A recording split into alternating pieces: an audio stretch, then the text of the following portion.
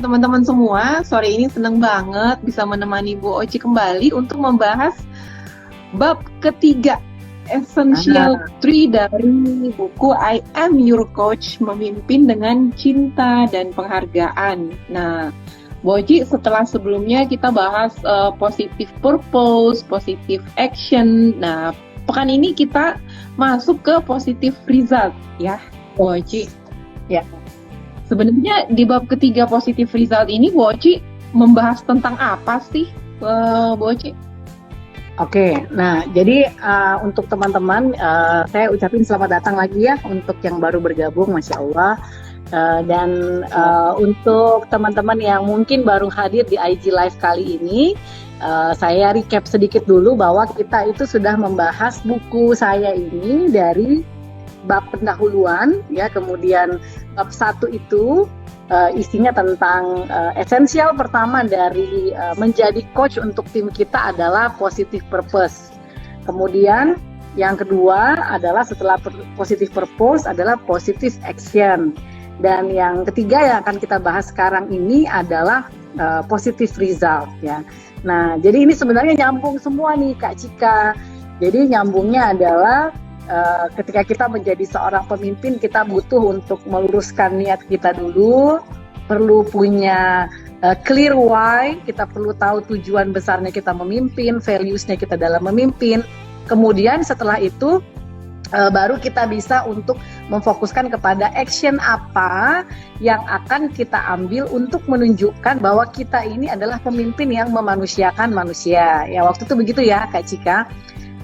Karena apa? Karena memimpin itu bukan cuman sekedar managing the task, ya, atau memanage pekerjaan atau memanage activity, bukan cuman sekedar ngelit timnya untuk mencapai target atau activity, bukan cuman sekedar membangun timnya, tapi juga membangun individu di dalamnya, gitu. Nah, jadi individu ini sendiri kadang-kadang terlupakan Kak Cika karena kebanyakan kita para leader, bahkan saya juga dulu begitu gitu ya, fokus banget sama pencapaian target tim, pencapaian target organisasi, lihatnya bottom line, dan kadang-kadang saya tidak begitu memperhatikan apa yang menjadi kebutuhan utama dari anak buah saya. Nah, jadi saya lupakan tuh bagaimana memperhatikan mereka, mendengarkan. Ya, jadi di positive action itu yang kita bahas itu adalah seorang leader yang diharapkan menjadi coach, ya, karena inti dari buku ini adalah tentang coaching, adalah bagaimana dia bisa membangun dua keahlian utamanya dalam membimbing timnya yang tujuannya adalah memanusiakan manusia, yaitu active listening, memfokuskan diri untuk belajar mendengar, dan yang kedua adalah berlatih untuk menggunakan pertanyaan-pertanyaan yang powerful, gitu. Nah, sekarang kita udah masuk di yang ketiga, esensial yang ketiga atau positive result. Kenapa? Karena sesudah seseorang leader itu membuat dirinya menjadi coach, ya, untuk timnya, mendengarkan, mengeksplorasi pikiran, memberikan pertanyaan, maka tugas selanjutnya adalah memfasilitasi proses belajar dari si anggota timnya. Nah, memfasilitasi proses belajar ini itu kadang-kadang leader menganggapnya penting tapi nggak mendesak Kak Cika. Jadi ibaratnya tuh dianggap ya oke sih, tapi kalau kita lagi ngejar target, ya udah jangan, kamu nggak usah ikut training dulu, mentoring nanti aja gitu, atau coaching aduh ngabisin waktu banget gitu. Nah, sementara tahapan berikutnya yang harus dilakukan oleh seorang leader yang menyebut dirinya bisa memainkan peran sebagai seorang coach adalah dia harus bisa memfasilitasi proses belajar, ya. Nah, memfasilitasi proses belajar itu butuh effort, ya Kak Cika, dan butuh juga untuk mempersiapkan waktu, karena tidak semua leader mau melakukan itu. Ini frankly speaking, ya, tidak semua leader mau melakukan itu. Kenapa? Karena ada leader yang memfokuskan dirinya hanya kepada managing dan leadingnya, tapi tidak memfokuskan dirinya untuk memberikan juga sesi coaching, ya, atau sesi-sesi pendekatan yang lain selain coaching yang tidak memfokuskan kepada individunya, gitu, seperti itu. Nah, di result ini kita akan fokus kepada memfasilitasi proses belajar itu Kak Cika. Itu. Dan dua kata kunci terutama di situ adalah anak buah itu kadang-kadang berhasil, kadang-kadang tidak berhasil. Jadi seorang leader ketika memfasilitasi proses belajar, dia harus siap dengan dua hal ini. Anak buahnya berhasil atau gagal. Dan kedua-duanya ini berhasil harus bisa di coaching, gagal pun harus bisa di coaching juga. Bukannya bukannya diancam, diintimidasi kalau bikin salah gitu ya, atau mungkin nggak dikasih kesempatan kedua dan seterusnya. Seperti itu Kak Cika. Oke, nah Bu Oci, ini menarik banget sesi esensial yang ketiga ini, Bu Oci. Tapi Bu Oci, ada satu dulu nih yang cukup menggelitik buat saya. Seperti biasa, kalau pembukaan babnya Bu Oci itu selalu menggelitik. Nah, tapi ini rahasia Bu Oci. Rahasia kok dibilang-bilang di sini. Gini. Jadi di pembukaan babnya Bu Oci itu, Ibu kan cerita soal ada sekelompok anak muda yang mereka itu cahayanya meredup karena merasa saya training ini cuman karena ngikut disuruh sama HRD aja. Toh walaupun balik nanti ilmunya tidak bisa saya praktekkan gitu, atau banyak kendala dari leader saya. Nah, kebetulan Bu Oci, ini rahasianya adalah saya mengenal beberapa orang yang merasa begitu, Bu Oci. Nah, sebelum kita mulai lebih jauh lagi nih Bu, apa yang mau Ibu sampaikan kepada orang-orang yang merasa seperti itu? Iya. Oke. Baik, untuk teman-teman yang sudah pegang buku saya, ya, mari kita buka sama-sama di halaman 135 sampai dengan halaman 140 ya, 135 sampai 140. Di situ apa yang saya mau sampaikan dengan menceritakan kejadian 8 orang level supervisor yang waktu itu ikut training saya. Nah, kalau tadi Kak Cika bilang ada banyak orang yang seperti ini atau ada orang yang Kak Cika kenal seperti ini, itu memang benar banget ya Kak Cika. Jadi banyak orang-orang yang merasa bahwa dia nggak bisa maju karena tidak diberi kesempatan oleh atasannya. Ya, nah mereka ini kalau saya boleh cerita sedikit buat teman-teman ya, 8 orang ini adalah real story saya. 8 orang anak buah ini adalah anak-anak muda ini adalah anak-anak muda yang bekerja di sebuah perusahaan plat merah ya. Nah, di perusahaan tersebut mereka direkrut karena berasal dari top 5 university. Bayangkan aja, mereka pasti pinter-pinter dan masuk lewat jalur yang orang biasa bilang MVP atau lewat jalur OD. Nah, setelah beberapa lama bekerja di perusahaan tersebut, yang terjadi itu mereka meredupkan potensinya sendiri gitu. Kenapa? Karena karena dia dianugerahkan atasan-atasan yang sulit, di mana atasan-atasannya ini tidak mau mendengar, tidak mau memfasilitasi proses belajarnya dia, ide-idenya tidak difasilitasi, kemudian atasannya sendiri seperti takut atau khawatir jika dilampaui oleh anak-anak muda yang pintar-pintar ini, karena kan mereka semua datangnya dari universitas-universitas yang pertama ya. Nah, jadi mereka itu bilang ke saya seperti ini, kan saya lihat dalam ruangan training kok anak-anak ini kayaknya tidak begitu bersemangat ya ikut training gitu. Kayaknya cuma datang duduk menggugurkan kewajiban terus sibuk main handphone, bahkan mereka nggak sedikit pun terlihat ada interestnya gitu ya. Kadang-kadang kalau saya tanya interaksi sih, tapi nggak terlalu kelihatan punya energi positif di ruangan itu. Nah, karena feeling saya sebagai trainer itu biasanya kalau ada yang kayak gini pasti something wrong ya. Jadi pas makan siang saya dekatilah mereka semua gitu. Itu saya ceritakan ya di buku saya di halaman 135 sampai 140. Saya tanya sama mereka, saya bilang ada apa dengan mereka ya, setelah basa-basi dulu ya. Kemudian saya tanya, apa sih yang membuat mereka tidak bersemangat dalam kelas? Saya mau dong dikasih feedback, jangan-jangan salahnya ada di saya sebagai trainernya. Menurut mereka bilang, enggak sih, bukan gara-gara ibu juga sih. Ya, kita juga merasa datang ke sini sebenarnya nggak niat-niat banget. Pokoknya kita udah janjian ke sini cuma mau makan siang doang, sama kalau trainernya bagus ya udah kita stay gitu. Terus dia bilang ya udah, untung ibu baik, jadi kita lebih betah sedikit lah di ruang training ini. Terus saya tanya lagi, apa sih yang membuat mereka seperti itu gitu. Kemudian mereka bilang pertama karena merasa disuruh ikut training tuh nggak ada gunanya, Kak Cika, bayangin ya, mereka bilang gitu. Terus saya tanya, apa yang membuat mereka merasa training itu nggak ada gunanya?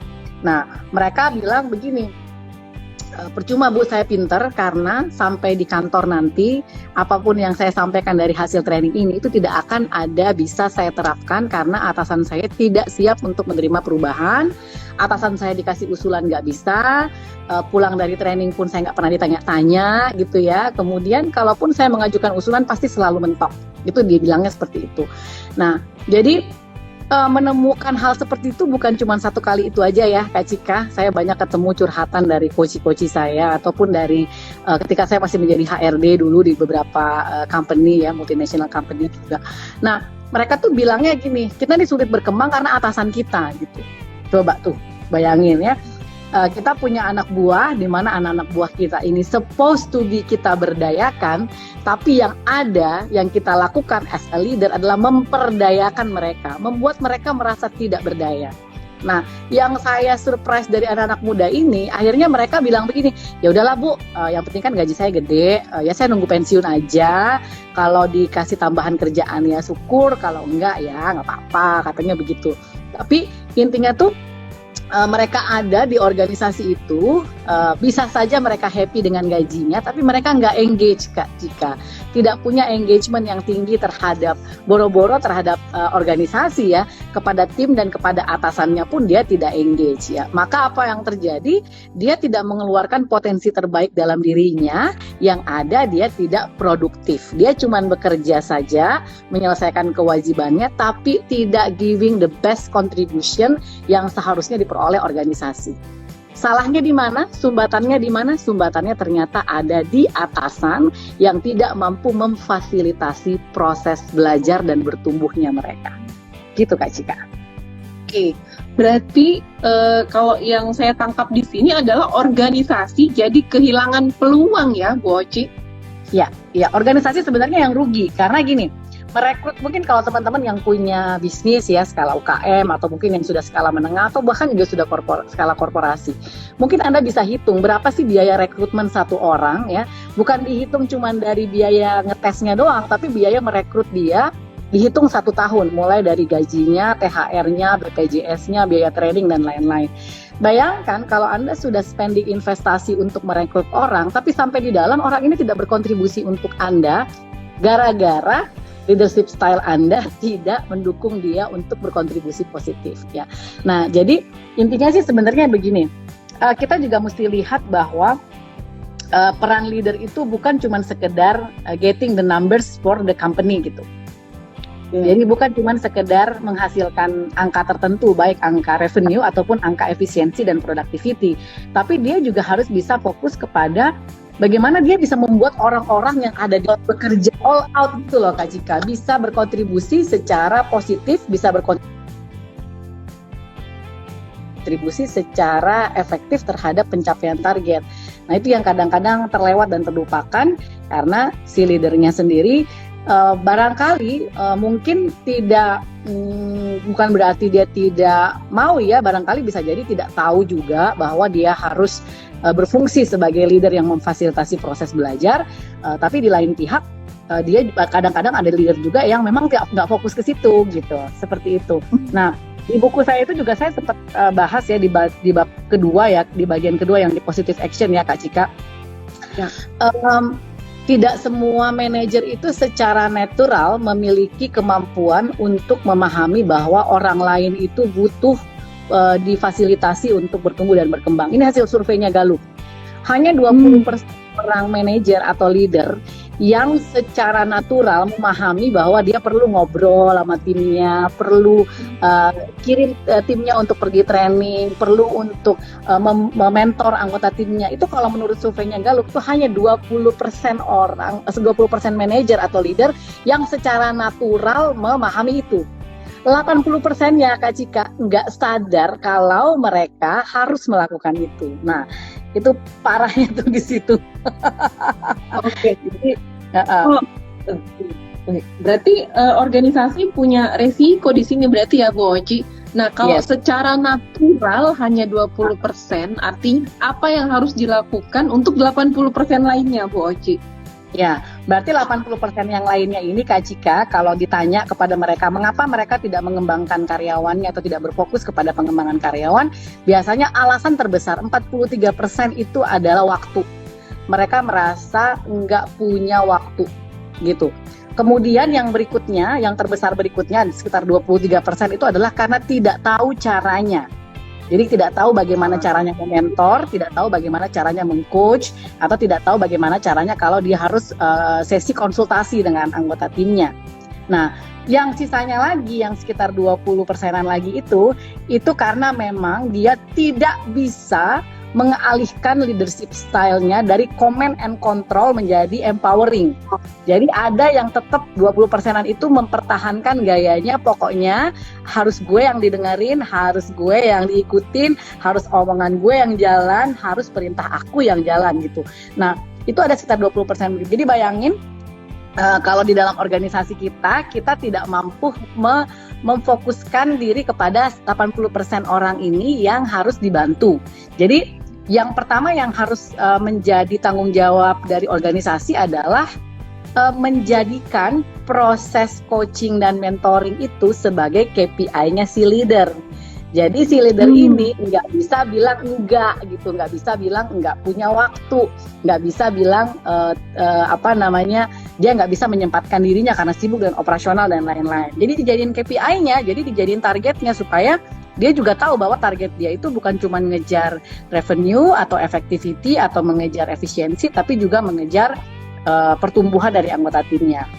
Nah, sementara yang 20%-nya lagi itu adalah dia harus dikasih training, harus dikasih ilmunya. Bagaimana memberikan coaching, bagaimana melakukan sesi mentoring yang efektif. Bagaimana dia juga bisa menjadi trainer buat anggota timnya, bagaimana dia juga bisa menjadi orang yang bisa dijadikan tempat konsultasi oleh anggota timnya. Nah, kalau dia tidak mampu, maka yang harus diberikan adalah si leader-leader ini harus dilengkapi dengan kemampuan tadi, diajarin bagaimana mendeliver training. Karena banyak juga ya leader-leader yang saya kenal dulu-dulu itu pinter, tapi pinter buat dirinya sendiri. Begitu diminta ngajarin orang lain, dia nggak bisa menjelaskan gitu. Delivery-nya nggak oke. Nah, atau dia punya pengalaman yang sangat banyak gitu, tapi dia nggak tahu bagaimana cara mementor secara efektif. Ya, atau dia sepertinya pendengar yang baik, tapi dia tidak tahu bahwa listening itu harus diikuti juga dengan powerful question, which is dia harus belajar bagaimana caranya meng-coach gitu. Nah, sementara yang 20% lagi yang sulit gitu ya untuk pindah dari gaya command and control tadi itu, sepertinya itu perlu tugas khusus dari atasan langsungnya si atasan ini untuk menginspirasi dia untuk mengubah cara gaya leadershipnya.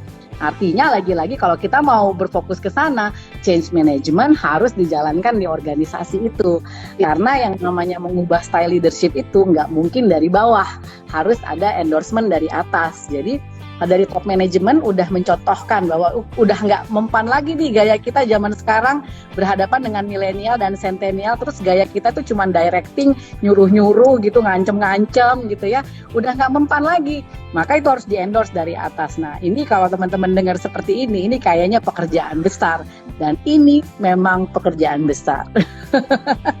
Bisa jadi satu buku lagi kayaknya itu, Bu Oci ya. Ya itu doain aja mudah-mudahan jadi the next book ya. Oh, kami. Siap. Nah, terus Bu Oci ya, jadi kalau ngelihat tadi itu kayaknya banyak banget yang harus dikerjain oleh seorang leader. Ada juga nih di halaman 145 ada beberapa langkah yang bisa ditempuh untuk mengevaluasi kinerja karyawan sekaligus mendevelop mereka. Nah, pertanyaannya gini, Bu Oci. Nah kan Ibu udah pengalaman nih ya sebagai leader di HR maupun leader di level yang top manajemen. Bagaimana cara Ibu membagi waktu untuk melakukan hal-hal ini, Bu? Oke. Nah, cara untuk membagi waktunya itu adalah ini harus dijadikan hal yang penting dulu. Gitu. Oke. Kalau kita tidak menjadikan pengembangan karyawan itu sebagai hal yang penting, pasti kita jadikan dia prioritas terbawah gitu. Tidak akan kita lakukan, tidak akan kita korek-korek, bahkan mungkin kita pikir ya udah nanti aja kalau kita waktunya banyak atau waktunya panjang. Nah, jadi cara pertama untuk berfokus kepada empowering program untuk anak buah kita gitu ya, itu adalah kita harus make sure kita menjadikannya itu sebagai hal yang penting.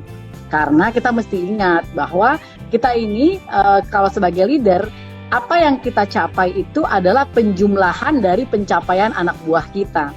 Jadi kalau mereka nggak pintar, mereka nggak kompeten, mereka nggak contribute, mereka nggak engage, maka yang terjadi adalah sebenarnya yang poor performance-nya adalah kita juga gitu. Nah, tapi bukan berarti saya tidak ketemu ya dengan leader-leader yang bilang, Kak Oci dengan cara yang dulu juga bisa kok. Saya pecut-pecut juga anak buah saya pada bisa jalan semua. Iya, dipecut bisa aja gitu. Silahkan Anda memecut anak buah Anda. Tapi apakah mereka kemudian keluar semua potensinya? Apakah mereka kemudian happy di situ? Jangan-jangan ya mereka cuma jalanin aja karena takut sama Anda gitu. Atau takut dipecat, atau takut dikeluarin dari organisasi. Nah, jadi intinya sih sebenarnya begini, kalau teman-teman mulai baca dari buku saya di bagian positive purpose, teman-teman itu kalau udah lurusin niat dari awal bahwa as a leader ini, salah satu tugas saya, amanah di bawah saya itu adalah membantu orang lain juga untuk mencapai suksesnya, maka yang saya fokuskan itu adalah bukan ke diri saya lagi, tapi bagaimana saya bisa fokus untuk ngebantuin mereka. Nah, menjadikan program pengembangan karyawan ini sebagai hal yang penting akan membantu kita untuk memprioritaskan ini di dalam kesehariannya kita sebagai seorang leader. Jadi kalau Kak Cika tanya bagaimana saya membagi waktunya dulu ya ketika saya memimpin, terakhir itu kan saya memimpin grup unit bisnis ya, di mana saya membawahi 5 hotel, di mana 5 hotel itu ada 5 GM yang melapor kepada saya, kemudian ada tim dari operasional juga yang harus saya handle, plus lagi dengan tim di owning company waktu itu. Nah, bagaimana caranya saya membagi waktunya? Tentu saja saya harus lihat yang jadi prioritas. Prioritasnya adalah memang pencapaian target bisnis, tapi saya juga harus fokus kepada membangun tim. Ya, jadi di sela-sela kesibukan meeting untuk pencapaian target, saya selalu menyempatkan untuk ngobrol, diskusi dengan tim saya, kemudian berdiskusi dengan mereka itu heart to heart. Dan apa yang saya tunjukkan kepada mereka, saya sebutkan dalam buku ini adalah respect and love. Bagaimana saya menghargai mereka, bagaimana saya mencintai mereka dengan menunjukkan perhatian lewat proses diskusi atau ngobrol-ngobrol. Karena waktu itu kan saya belum belajar coaching sebenarnya ya Kak Cika. Tapi begitu saya ketemu ilmu coaching, yang saya lakukan lebih dalam lagi. Saya fokus ngedengerin mereka dibanding saya lebih banyak ngasih instruksi ya. Saya fokus dengerin mereka, saya fokus bagaimana caranya saya bisa tahu apa yang ada di dalam hati dan pikiran mereka.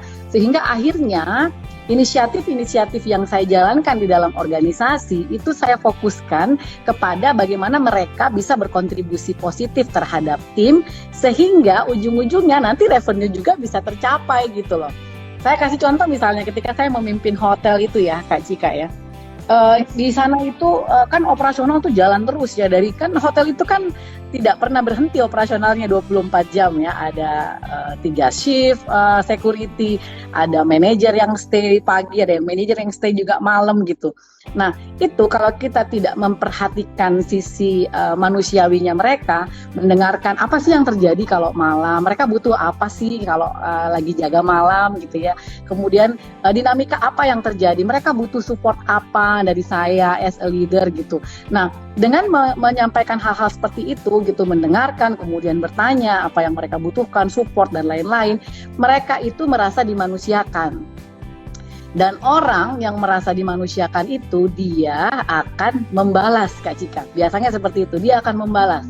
Membalasnya dengan apa? Membalasnya dengan ya akan memberikan yang terbaik juga untuk apa yang dia kerjakan gitu. Karena dia tahu bahwa sekecil apapun yang dia kerjakan itu di-respect oleh atasannya gitu. Seperti itu Kak Cika. Yusuf, seru banget. Berarti sesuai logikanya sebenarnya sesuai dengan yang di bukunya Bu Oci ya. Jadi dimulai dengan positive purpose, kemudian positive action, baru setelah itu kita bisa mengharapkan sebuah positive result. Yes, yes. Oke, jadi pokoknya kalau baca buku ini berarti udah udah itu deh, flow-nya seperti itu deh ya. Flow-nya seperti itu, ya. Berdasarkan pengalaman juga sih Kak Cika, berdasarkan pengalaman karena saya kan pernah memimpin ketika belum tahu tujuannya memimpin gitu. Saya pernah menjadi pemimpin yang begitu dikasih survei 360 derajat, anak buah saya tuh nggak ada yang suka dengan gaya saya gitu. Saya juga pernah menjadi pemimpin yang tidak tahu bahwa ternyata untuk memimpin itu butuh 20 kompetensi gitu, teknis ya, mulai dari administratif gitu sampai dengan self management skill gitu. Nah, jadi kalau kita sendiri sebagai seorang pemimpin ditaruh di posisi tertentu, kemudian kita tidak tahu bahwa kita harus melengkapi diri kita, dimulai dari tujuan memimpin sampai dengan bagaimana kita memperlakukan orang lain yang kita pimpin, maka kira-kira timnya gimana tuh Kak Cika? Kalau si leadernya nggak punya ilmunya, nggak tahu tujuannya, gitu, gimana kira-kira? Ya mungkin teman-teman nanti bisa ngebayangin, atau mungkin teman-teman boleh deh sharing di chat box ya, sharing di message ya kepada kita pengalaman bersama leader yang mematikan potensi kita gitu, atau leader-leader yang membuat kita merasa kita tidak dipedulikan, kita merasa kita tidak dihargai.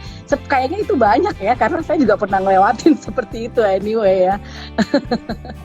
Nah, itu dia Bu Oci. Ngobrol-ngobrol mengenai chatbox nih, udah ada beberapa pertanyaan ternyata Bu Oci. Banyak sekali. Kak Cika harus scroll ke atas nih, banyak sekali pertanyaan. Ya, ada nih. Nah, pertanyaan pertama ada satu nih dari Nena Takaful. Oke. Ya. Mbak Oci, kalau tim kita sebagai pekerja freelance, model coachingnya sama aja kah? Sama aja Kak Nena, sama aja. Jadi model coachingnya itu sama aja, karena setiap orang itu walaupun dia pekerja freelance, dia pasti kan punya target pribadi dan juga punya target tim, ataupun juga punya target untuk keseluruhan organisasi gitu. Nah, jadi kalau dia memang punya target individual yang harus dicapai, maka kita fokuskan ke situ. Dan kita juga harus bisa memfasilitasi dia dengan pertanyaan-pertanyaan yang akan membuat dia berpikir tentang bagaimana cara terbaik buat dia untuk mencapai targetnya gitu. Sama aja Kak Nena. Jadi kalau Kak Nena udah pegang buku saya atau mungkin sedang ingin memesan buku saya sudah menyiapkan framework percakapan coaching, di mana framework percakapan coaching yang saya sajikan di buku saya ini itu sudah saya tuntun benar-benar deh. Jadi untuk teman-teman yang belum sempat ikut training coaching ataupun mungkin belum punya budgetnya untuk ikut training coaching, begitu baca pertanyaan-pertanyaan yang saya berikan bonusnya ya di buku ini, teman-teman langsung bisa meng-coaching karena di sini sudah dimulai dari setting goal sampai dengan bagaimana Anda membuat anggota tim Anda itu bisa si freelancer tadi itu bisa komit terhadap pencapaian individualnya. Jadi bisa banget Kak Nena. Kak Nena ini dari Takaful deh kayaknya ya, insurance ya. Betul, sepertinya seperti itu. Sip, keren. Terima kasih Bu Oci. Kemudian ada pertanyaan yang sepertinya mirip nih dari Riana Kalini. Bagaimana dengan yang namanya kemitraan ya? Sama ya berarti sama Asia. Oke. Nah, kayaknya ada lagi deh. Dari Trial 1004. Bagaimana cara menghadapi pemimpin yang tidak bisa men-share ilmu dan pengalamannya dan hanya menuntut hasil yang bagus? Nah, gimana tuh Bu Oci? Caranya suruh leadernya di coaching sama Bu Oci aja. Oke, jadi memberikan insight ya Bu Oci ya. Promosi banget gitu. Oke, jadi Kak Tri, jadi caranya begini ya. Pertanyaan yang harus dijawab oleh Kak Tri adalah, apakah Kak Tri boleh memilih leader atau boleh milih bos? Kan nggak bisa ya. Maka yang bisa dipilih adalah respon menghadapi si atasan ini. Dan apa respon kita jika ternyata leader kita ini tidak bisa men-share ilmu atau pengalamannya? Kalau hal tersebut tidak bisa kita ubah, maka yang kita lakukan adalah kita fokus kepada pengembangan diri kita secara mandiri. Cari mentor di tempat lain atau Anda mengusahakan belajar dengan biaya Anda sendiri. Karena apa? Karena itu investasi buat diri sendiri. Jadi jangan pernah takut kalau kita harus bisa menginvestasikan ke diri sendiri. Saya juga dulu begitu ya Kak Cika, ketika posisi saya masih di bawah supervisor gitu ya, dan juga beberapa kali di posisi supervisor dan di manajer juga begitu. Kalau tidak disediakan budgetnya oleh perusahaan, saya nabung untuk ikut training tertentu gitu, untuk ikut pelajaran-pelajaran tertentu yang saya tidak diberikan oleh atasan saya, karena bukan alasan sebenarnya kalau kita bilang bahwa bos saya nggak mau ngajarin ya. Kalau bos kita nggak mau ngajarin terus kita diem aja gitu kan, enggak. Carilah cara yang menurut kita masih dalam kendalinya kita, which is kita bisa belajar dari mana aja hari gini gitu ya. Kita bisa belajar di mana saja, apalagi udah belajar online, banyak training-training yang murah-murah gitu. Atau kita cari mentor. Kalau Anda punya teman di industri yang sama, minta dia ajarin Anda. Banyak kok sebenarnya caranya. Jadi nggak usah berpikir bagaimana cara ngubah bosnya, karena nggak akan bisa Anda ngubah bos Anda. Yang Anda bisa ubah adalah respon Anda menghadapi atasan Anda. Gitu Kak. Oke, baiklah, sip. Jadi kesimpulannya adalah karena nggak bisa pilih bos, jadi ya sudah, kita merubah respon kita terhadap bosnya kita gitu. Oke, terima kasih Boci. Ada lagi Boci? Apa cari bos baru? Oke, cari bos baru. Oke, atau jadi bos ya, Boci ya? Atau jadi bos buat diri sendiri aja. Oh. Nah, ada lagi nih Boci dari Pak Muhammad Mahathir. Bismillah, kalau kasusnya kita pada posisi yang serupa dengan anak muda yang tadi diceritakan, Boci. Nah, langkah positif apa yang tetap bisa kita lakukan untuk bisa tetap meningkatkan kemampuan diri? Ya, oke. Nah, ini kayaknya harus harus bisa kalau saya boleh kasih tips mudahnya ya, yang bisa dilakukan oleh Mas Muhammad Mahathir ini adalah pertama listing dulu. Anda sudah punya skill apa aja sekarang ya. Listing dulu, inventaris dulu. Anda udah punya skill dan knowledge apa saja yang sudah Anda dapatkan sampai dengan sejauh ini ya. Nah, kemudian setelah melakukan inventarisir itu atau ngelis semuanya skill dan knowledge itu, Anda kemudian tetapkan saya punya goal pribadi apa sih gitu. Kalau goal pribadinya tidak bisa jabatan, karena di perusahaan itu yang saya dengar dari anak-anak muda yang saya ceritakan tadi itu, dia bilang kita tuh Bu kalau mau promosi kayaknya mesti nunggu bos kita meninggal dulu baru kita bisa dipromosi. Nah, jadi kalaupun ternyata career path yang disediakan oleh organisasi juga tidak bisa mencukupi apa yang Anda butuhkan untuk mengembangkan diri, maka buatlah target personal. Nah, target personal itu adalah target untuk mengembangkan diri Anda menuju ke goal yang memang ingin Anda capai di dalam organisasi itu. Kalau targetnya tidak bisa jabatan, maka targetnya itu adalah knowledge ya, atau targetnya adalah skill. Atau kalau misalnya memang Anda punya rencana jangka panjang yang lebih jauh lagi, misalnya saya pengen pensiun dini, nanti setelah pensiun dini pengen bangun bisnis sendiri, maka persiapkanlah diri Anda menuju ke sana. Kalau Anda berada di kolam yang tidak memungkinkan Anda untuk bertumbuh dan berkembang, kalau nunggu kolam itu yang mesti nyediain tempatnya. Nah, jadilah ikan yang lincah, jadilah ikan yang tahu harus bagaimana beradaptasi, jadilah ikan di dalam kolam itu yang tahu bahwa saya harus mempersiapkan diri dengan baik kalau saya mau loncat ke kolam berikutnya. Atau kalau enggak, ya saya jadikan diri saya menjadi punya skill, punya knowledge, kemudian saya bikin diri saya bersinar gitu ya. Saya tidak mengeluh, saya bikin diri saya dibutuhkan, saya bikin diri saya berada dalam posisi jadi orang yang diandalkan, sehingga ya suatu saat bisa jadi Anda yang dilirik oleh organisasi, atau Anda saking bersinarnya atasan Anda sudah tidak mungkin lagi menutupi sinar Anda gitu. Seperti itu kayaknya Kak Cika yang bisa saya usulkan. Oke, berarti intinya adalah mendesain karirnya kita sendiri ya, Bu Oci ya? Ya. Nah itu juga kapan-kapan kayaknya kita perlu bikin IG Live-nya Kak Cika, karena banyak orang tuh yang masih punya persepsi yang berbeda tentang perencanaan karir. Dipikirnya adalah karir itu disediakan oleh organisasi. Padahal sebenarnya career planning itu tanggung jawabnya adanya di kita. Adanya di kita sendiri. Kita yang harus mempersiapkan diri kita menuju ke langkah berikutnya. nggak nungguin dikirim training, nggak nungguin disediain ini itu sama organisasi, atau kita berharap urut kacang di kita yang akan ditunjuk berikutnya menjadi leader seperti itu. Nah, jadi kita sendiri yang harus take ownership terhadap karir kita sebenarnya. Ya, seperti itu, Kak. Seru banget itu, Bu Oci. Pastinya bukan hanya buat karyawan yang existing, tapi juga buat teman-teman mahasiswa yang baru lulus ya. Itu penting banget. Ya. Oke. Masih ada pertanyaan nih, Bu Oci nih. Dari Puspita Titik Dewi. Bagaimana cara menciptakan loyalitas pekerja saat menemukan leader yang tidak bisa melatih bawahannya? Oh, ini dari engagement-nya, Bu Oci kayaknya. Oke. Kalau Mbak Puspita, saya berusaha untuk pahami dulu ya, Kak. Mbak Puspita ini si si bawahannya atau Anda si atasannya gitu. Atau Anda justru berada di tengah-tengah. Tapi saya berharapnya sih Mbak Puspita ini adanya di tengah-tengah ya. Jadi ada leader di atasnya yang tidak bisa melatih dan tidak bisa membuat anak buahnya itu bertumbuh dan berkembang. Kemudian Mbak Puspita ini ada di tengah gitu.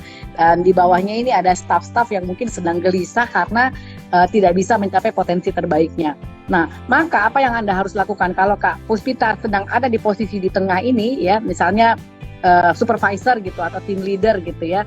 Nah, maka apa yang Anda harus lakukan? Anda yang mengambil peran itu. Ya, Anda yang mengambil peran itu. Anda yang mengajari tim Anda yang mementor tim Anda yang mengcoach tim Anda. Kalau ternyata atasannya ini yang di atasnya lagi tidak bisa mensupport itu. Nah, sementara kalau Anda yang ada di bawah gitu, Anda yang menjadi staff yang tadi ini yang tidak dikembangkan oleh anak buah Anda, jawaban saya sama seperti tadi ketika saya jawab pertanyaannya Mbak Tri. Nah, kemudian kalau misalnya yang kita harapkan itu loyalitas, maka yang harus disentuh itu hati sebenarnya. Ya, karena kalau kita bicara loyalitas itu kan persoalannya bukan logika, Kak. Yang namanya loyalitas itu kan persoalannya hati. Nah, sementara kalau hati ini nggak pernah disentuh, kira-kira bagaimana pemirsa? Yang kita fokuskan itu hanya kalau dia capai target, kalau dia bisa memenuhi ekspektasi Anda dan seterusnya, tapi Anda nggak pernah menyentuh hatinya, kira-kira gimana ya? Nah, Anda sendiri kan juga pernah mengalami jadi customer ya. Customer itu bisa loyal sama sebuah brand ketika dia apa? Ketika dia merasa apa? Ketika dia merasa dimengerti oleh brand itu, atau brand itu mewakili kebutuhannya dia, atau brand itu membuat dia merasa nyaman, atau brand itu membuat dia merasa punya prestis, kan begitu ya ilmunya branding ya Kak Cika. Nah, jadi kalau Anda mau anak buah Anda loyal, maka berikan apa yang dia butuhkan, dengarkan apa yang dia inginkan, jadilah orang yang memanusiakan mereka gitu ya. Jadikanlah mereka orang yang merasa bahwa kehadirannya mereka itu dibutuhkan, kan begitu juga. Saya sering sekali tuh juga dengar keluhan dari staff, dari karyawan gitu ya, yang bilang begini, saya ini dibutuhkan nggak sih Bu dalam organisasi, saya nggak tahu gitu, saya nggak pernah dapat apresiasi apapun dari atasan saya juga tidak tahu apakah kontribusi saya ini berharga atau tidak, karena atasan saya nggak pernah komen selain dia marahin saya kalau saya bikin kesalahan. Nah, coba kalau kita misalnya ada di posisi itu, kira-kira gimana Kak Cika? Seperti itu ya, jadi loyalitas itu datangnya dari hati. Jadi kalau Anda mau orang loyal kepada Anda, if you are the leader, maka sentuhlah dia tepat di hatinya. Itu lagunya siapa ya? Dewa ya? Dewa kayaknya. Ya itu, sentuhlah dia tepat di hatinya. Oke.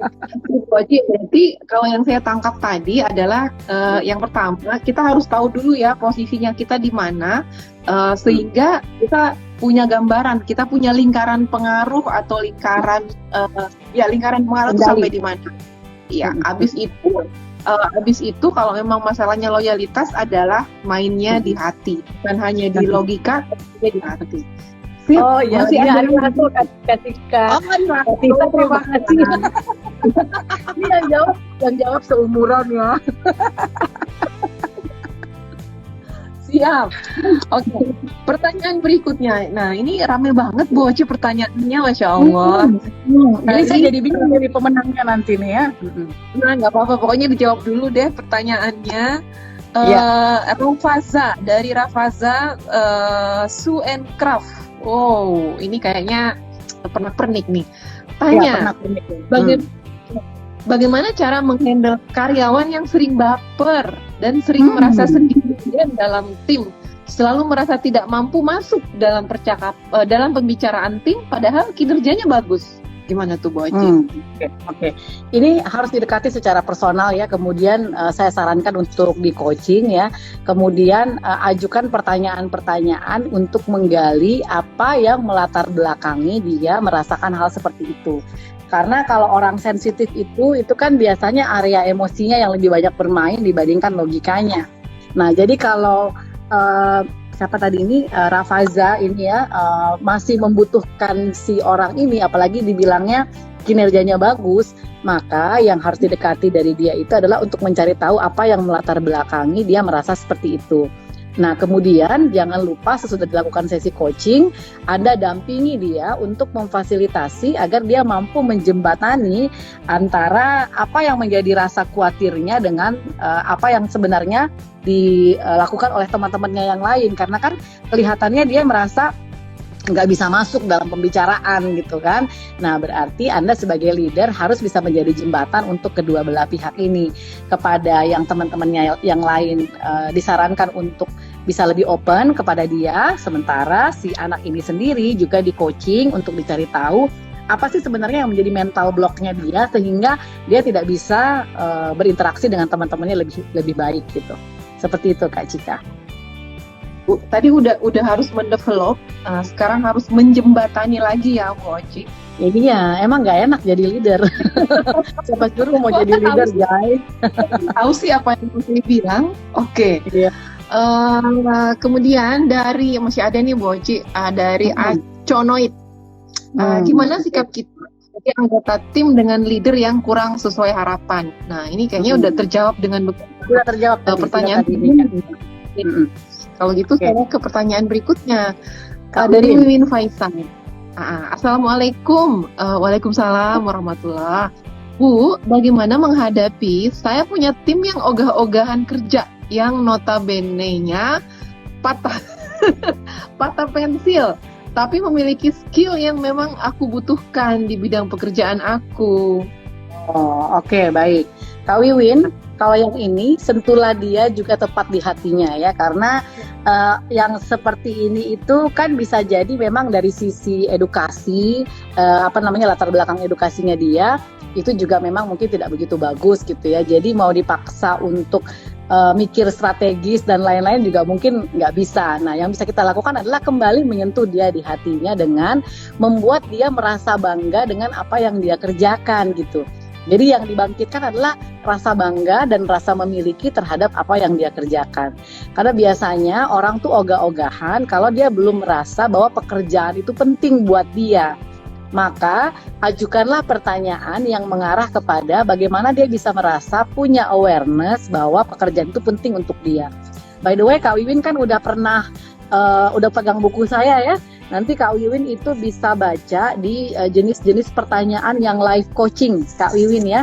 Itu adanya di halaman 190 sampai 191 gitu. Jadi pertanyaan itu misalnya kayak gini, apa sih yang membuat hal apa dalam hidup Anda yang paling berarti buat Anda? Itu bisa diganti dengan hal apa yang paling berarti dalam pekerjaannya dia, apa yang membuat dia merasa bangga dengan apa yang dia kerjakan. Kemudian jangan lupa untuk menawarkan support ya Kak Wiwin ya, tanyakan misalnya begini, kalau kamu merasa agak kurang nyaman dengan apa yang kamu kerjakan, maka apa yang bisa saya support, apa yang saya bisa bantu gitu. Jadi sebagai seorang leader kita jangan gengsi untuk menyampaikan hal seperti itu. Karena kadang-kadang dengan pertanyaan seperti itu pun juga itu sudah menggugah dia gitu, bahwa oh ternyata my boss is there. My boss is there dan he needs me. Dia membutuhkan saya. Dia tahu bahwa saya ada di situ dan kontribusi saya penting. Jadi Kak Wiwin fokus ke situ ya. Seperti itu Kak Cika. Okay, by the way, waktu kita masih ada Kak? Masih 15 menit lagi Bu Oci. Oke. Masih ada banyak lagi dan pertanyaan di bawah. Iya, masih ada pertanyaan ini. Saya juga punya pertanyaan sebenarnya, tapi baiklah. Mari kita utamakan pertanyaan yang di chat ini. Oke. Dari Aida Mihrab. Izin bertanya. Okay. Aida memiliki tim perbukuan yang 80% pengajar dan yang sekarang terjadi adalah tim Aida sedang tertidur. Bagaimana cara Aida untuk membangun lagi semangat tim? Karena Aida sudah ada sambungannya nih Bu Oci. Karena Aida sudah mempersiapkan coaching yang sudah kami konsep agar tim mau belajar lagi. Oh, udah ada program kayak gini. Oke, silakan. Oke, Kak Ida ini kembali lagi persoalan hati ya. Jadi kalau saya lihat timnya Kak Ida ini adalah tim yang high capability tapi low motivation. Jadi kapasitasnya masih udah oke, tapi motivasinya yang sedang turun. Nah, untuk orang-orang yang seperti ini itu ibaratnya seperti orang yang sudah lama menikah, jadi perlu diajak untuk melihat mengapa dia jatuh cinta pertama kali sama pasangannya. Nah, jadi ajak mereka untuk melihat apa-apa saja yang sudah berhasil dia lakukan dengan maksimal di pekerjaannya. Jadi ajak dia untuk mengingat highlight ya, atau hal-hal yang sudah dicapai secara maksimal dengan apa yang dikerjakan. Jadi ajak dia untuk jatuh cinta lagi sama pekerjaannya dengan melihat apa prestasi yang sudah dia lewati atau apa yang sudah pernah dia dapatkan sebelumnya. Atau bertanya tentang apa yang membuat dia memilih pekerjaan ini, apa yang membuat dia bertahan dalam pekerjaan ini, apa yang dia banggakan dalam pekerjaan ini. Jadi areanya itu bukan di area kognisi tapi areanya afeksi.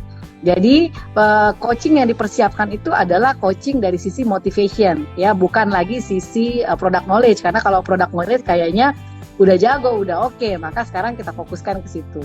Nah, jadi program yang dilakukan ini, yang dibuat adalah program yang harus menyentuh perasaannya mereka, sehingga mereka merasa bahwa oh ternyata ya pekerjaan ini penting buat saya. Oh ternyata ada ya yang saya cintai dari pekerjaan ini. Ternyata pekerjaan ini berkontribusi positif ya terhadap hidup saya. Atau bahkan dia perlu mengingat bahwa pekerjaan ini sudah membiayai anaknya, istrinya gitu ya, bayarin rumahnya, bayarin kendaraannya dan seterusnya. Itu kita perlu untuk ingatkan kembali, karena kadang-kadang orang suka lupa seperti itu. Oke, Kak Aida, mudah-mudahan terjawab. Berarti harus pinter-pinter ya Bu Oci memilih jenis pertanyaan mana nih yang mau saya tanyakan kepada Coach saya. Cocok. Oke. Baik, selanjutnya dari Kak Denits Art. Nah, positive purpose, positive action, dan positive result. Bagaimana caranya supaya bisa mengalir dengan baik kepada rekan kerja kita, dan bagaimana caranya supaya bisa memeliharanya? Oke, jadi caranya tuh begini, kalau ini kita mau tularkan atau kita alirkan atau kita buat orang lain juga terinspirasi dengan hal ini, maka Mas Denny harus menjadi contoh paling baik dari kesuksesan itu gitu. Jadi contoh paling baiknya adalah Anda harus menjadi orang yang memang paling clear visionnya, paling clear niatnya, paling tahu apa yang harus dilakukan, kemudian actionnya Anda juga tunjukkan dengan menjadi orang yang paling mendengarkan orang lain, a good listener, kemudian Anda juga adalah orang yang fokus kepada pengembangan orang lain. Jadi contoh dulu gitu.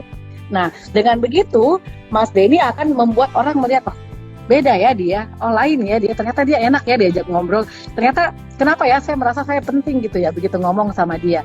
Nah, pertama-tama itu jadilah contoh dulu. Kemudian kalau mau menjadikan ini mengalir, maka kan harus jadikan budaya. Kalau mau dijadikan budaya, maka Mas Denny harus melibatkan higher level, harus melibatkan orang yang di atasnya lagi. Karena budaya itu tidak bisa dibangun dari bawah, budaya itu harus di-endorse dari atas. Nah, apa yang harus Mas Denny lakukan? Mas Denny meyakinkan atasannya Mas Denny bahwa upaya 3P ini, positif purpose sampai dengan positive result ini, itu harus dijalankan dan harus mendapatkan buy-in dari semua orang supaya ini bisa ketularan semuanya, bukan cuma satu orang aja gitu. Jadi tips saya yang pertama adalah Anda jadi contoh paling baik dulu, dan yang kedua Anda yakinkan level manajemen Anda bahwa ini harus dijadikan budaya, dijadikan culture, kemudian pelan-pelan ini disosialisasikan dan semua orang diajak untuk berpikir hal yang sama. Seperti itu. Idealnya saya kelihatan seperti gampang untuk ngomong ya, tapi change management itu bukan sesuatu yang mudah. Tidak ada change management yang terjadi seperti membalikan telapak tangan, nggak ada. Jadi yang bisa saya sampaikan adalah 2 tahapan tersebut, tapi tahapan tersebut tidak mudah. Itu aja, Mas Denny. Oke, saya mau menambahkan buat Mas Denny. Mas Denny, semangat ya. Semangat. Oke, ada satu pertanyaan lagi dari Mas Denny, tapi saya mohon izin saya skip ya untuk memberikan kesempatan kepada yang lainnya ya. Oke. Berikutnya pertanyaan dari Deng Ipang. Bertanya sahabat saya ini. Oh, baik. Nah, eh, saya lagi kesulitan mendrive bawahan atau anggota yang milenial, entah karena udah comfort zone atau apa juga bingung. Saya lagi mendrive untuk melakukan inovasi. Oke. Silakan. Padahal setiap hari sudah menawarkan diri untuk dibantu jika ada kesulitan. Nah, jadi apa yang mesti dilakukan sebenarnya adalah bisa mencoba model coaching ini dilakukan one by one untuk tahu dulu sebenarnya apa sih yang membuat mereka sulit untuk bergerak, ya. Nah, tapi kalau boleh saya analisa sedikit, mohon maaf kalau saya agak sok tahu karena saya tidak tahu apa yang terjadi di dalam. Kalau biasanya pemimpin sudah membuka diri, tapi anak buah kita masih belum mau membuka diri, biasanya mereka masih punya kekhawatiran. Nah, kekhawatirannya ini yang perlu diketahui, apa yang membuat dia khawatir untuk terbuka, misalnya sama kita gitu ya. Karena saya lihat di sini beliau sudah menawarkan diri, tapi ternyata kan tidak disambut oleh anak buahnya. Nah, tidak disambutnya itu yang kita mesti cari tahu apa faktornya, faktor utamanya. Biasa jadi ada kekhawatiran di dalamnya. Misalnya kalau saya ngomong atau saya kasih tahu apa yang sebenarnya terjadi dengan saya, bisa jadi posisi saya berbahaya, misalnya begitu. Nah, itu kita perlu cari tahu dulu. Karena untuk bisa sama-sama dancing in the change itu kan perlu ada mutual trust ya. Ada trust yang seimbang gitu antara atasan dengan bawahan. Nah, kalau saran saya sih ya Pak, saran saya adalah pertama ngobrol dengan menggunakan teknik coaching. Jadi tidak direct, tapi kita ngobrol dengan melakukan proses bertanya dan mendengar. Kita coba tanyakan kepada mereka apa saja hal yang sebenarnya mereka harapkan. Jadi yang pertama ditanyakan dulu ekspektasi gitu. Jangan langsung ditanya problemnya ya. Yang ditanya dulu adalah ekspektasi. Nah, ini saya kasih contoh misalnya kepada yang terjadi antara saya dengan anggota tim saya. Yang saya tanyakan adalah kalau saya lihat mereka bermasalah gitu ya dengan komunikasi antara dia dengan saya. Yang saya tanya adalah menurut kamu apa yang harus saya lakukan sebagai leadermu supaya komunikasi kamu dengan saya menjadi lebih baik. Jadi yang saya fokuskan tuh ke diri saya dulu, seolah-olah sayanya yang butuh perbaikan.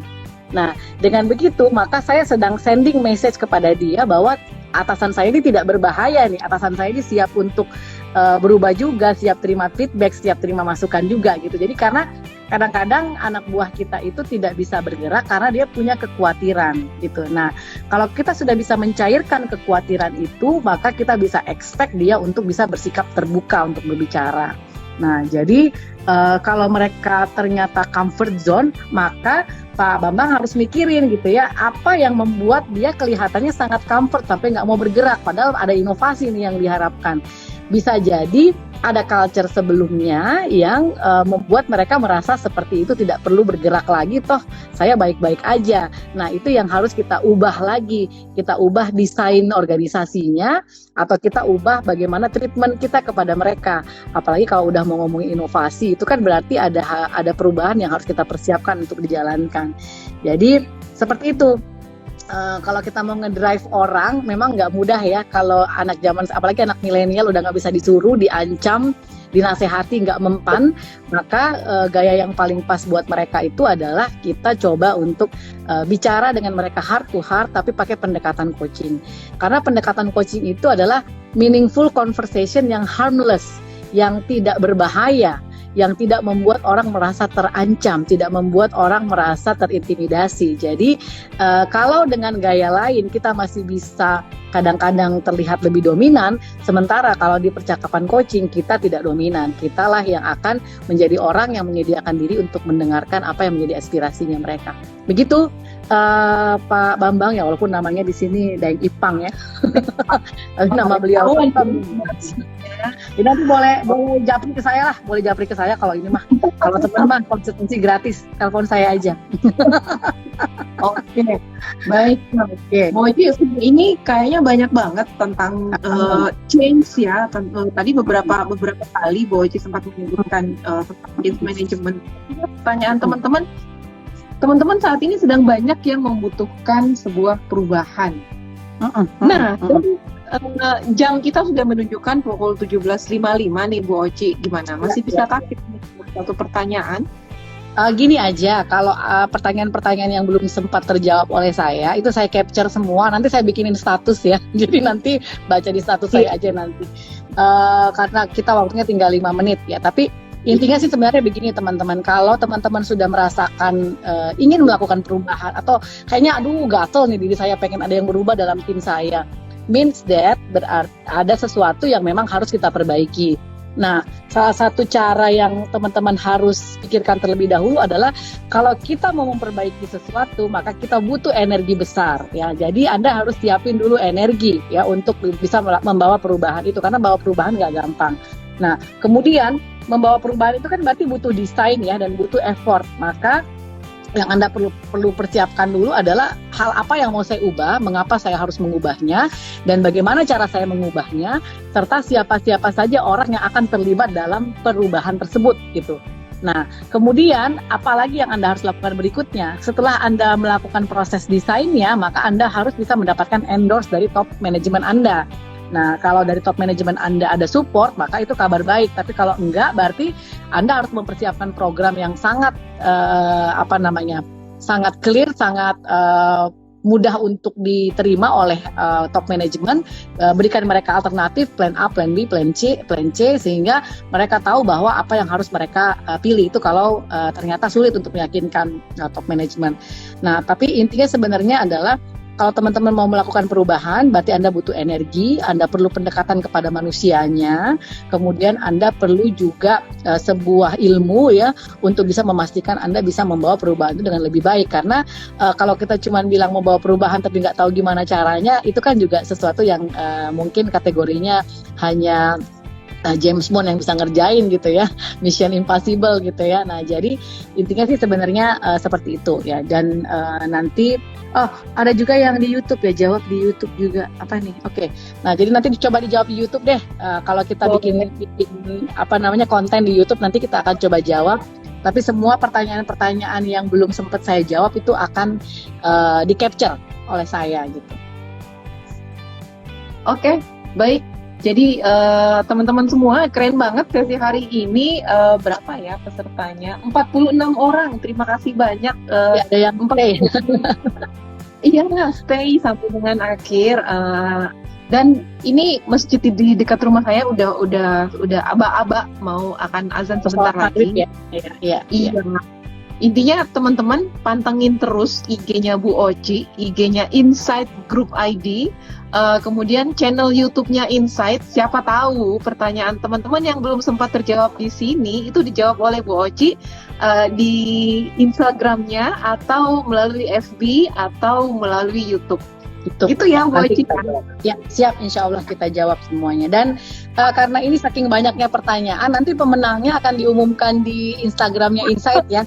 Jadi nanti kita akan umumkan setelah saya pilih-pilih nih siapa nih yang pertanyaannya paling bagus. Nanti akan dapat 2 buku dari saya dan juga 2 kaos merah cantik dari Insight Indonesia. Oke, baik, keren banget. Terima kasih Bu Oci. Jamnya sebentar lagi udah pas jam 6 waktu Indonesia Makassar, waktu Indonesia Tengah ya, waktu Makassar teman-teman.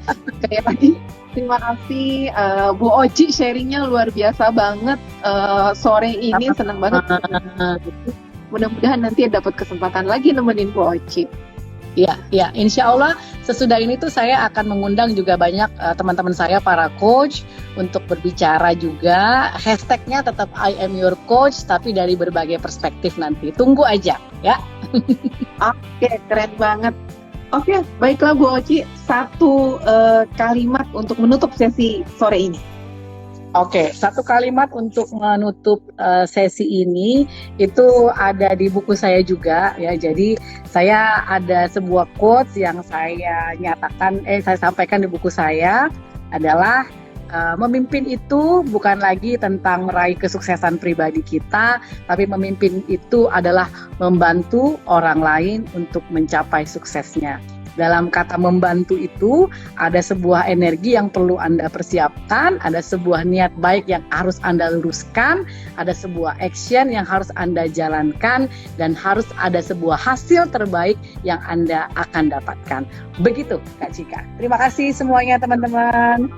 Terima kasih Bu Oci, terima kasih teman-teman semuanya. Sampai berjumpa di sesi Instagram Live berikutnya bersama Bu Oci dan juga Inside Group ID. Assalamualaikum warahmatullahi wabarakatuh. Terima kasih Bu Oci. Waalaikumsalam warahmatullahi wabarakatuh. Terima kasih semuanya teman-teman.